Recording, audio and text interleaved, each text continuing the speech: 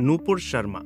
ये नाम बीते कई दिनों से भारत ही नहीं बल्कि अरब देशों में भी खूब चर्चा में रहा है। बीजेपी की प्रवक्ता रहीं नूपुर शर्मा ने करीब 10 दिन पहले एक टीवी डिबेट में पैगंबर मोहम्मद को लेकर विवादित टिप्पणी की थी। उनकी इस टिप्पणी पर अरब देशों ने खासी नाराजगी जताई, जिसके चलते भारत को कूटनीतिक मुश्किलों का सामना करना पड़ा। उनकी इस टिप्पणी पर भारतीय मुसलमानों और 12 से अधिक देशों ने आपत्ति जताई है।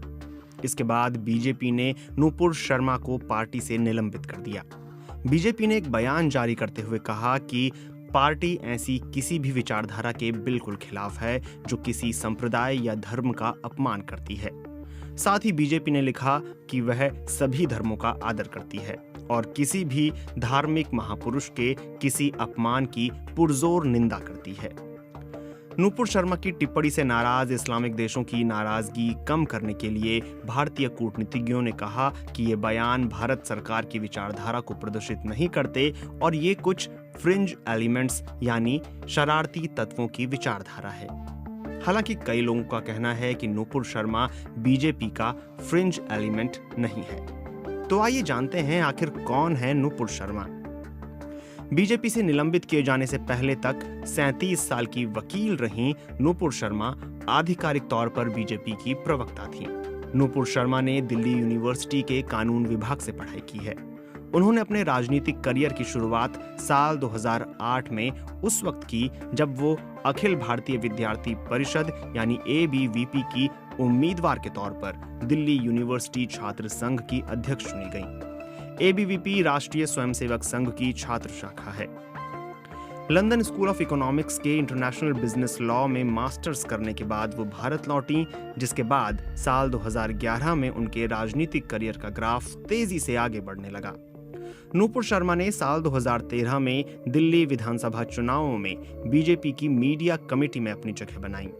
2 साल बाद जब फिर से चुनाव कराए गए तो वो आम आदमी पार्टी के संयोजक अरविंद केजरीवाल के खिलाफ बीजेपी की तरफ से चुनावी अखाड़े में उतारी गईं। इसी दौरान उन्हें आधिकारिक तौर पर दिल्ली का पार्टी का प्रवक्ता बनाया गया और फिर 2020 में उन्हें बीजेपी की राष्ट्रीय प्रवक्ता बनाया गया। बीते कुछ सालों में नूपुर भारतीय टेलीविजन चैनल में जाना पहचाना चेहरा बन गई थीं। लगभग हर शाम टीवी पर उन्हें अपने राजनीतिक प्रतिद्वंदियों के साथ बहस करते, कभी-कभी उन पर तीखे कटाक्ष करते सुना जा सकता था। पार्टी से निलंबित किए जाने के बाद नूपुर शर्मा ने एक बयान जारी किया और कहा कि वो बिना शर्त अपनी टिप्पणी वापस ले रही हैं।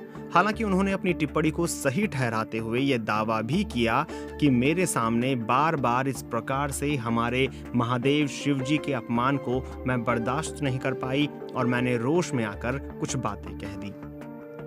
कई विपक्षी दलों ने नूपुर शर्मा को गिरफ्तार करने की मांग भी की है। जिन राज्यों में विपक्षी दलों की सरकार है वहां उनके खिलाफ मामला दर्ज कर जांच भी शुरू की गई है। हालांकि इस बीच दिल्ली पुलिस ने एक चरमपंथी समूह के हत्या की धमकी के कारण बताते हुए नूपुर शर्मा की सुरक्षा बढ़ा दी है। वैसे पार्टी से निलंबन के बाद कुछ हलकों में नूपुर शर्मा का समर्थन भी बढ़ा है। सोशल मीडिया पर आई सपोर्ट नूपुर शर्मा और टेक बैक नूपुर शर्मा जैसे हैशटैग रोज ही ट्रेंड कर रहे हैं। हजारों लोग उनकी तारीफ भी कर रहे हैं। कुछ लोगों का कहना है कि नूपुर शर्मा से पहले भी कई नेताओं ने विवादित टिप्पणियां की हैं, लेकिन ऐसा कर वो बच निकले हैं। तो जरूरी नहीं कि ये विवाद नूपुर शर्मा के करियर का फुल स्टॉप साबित हो।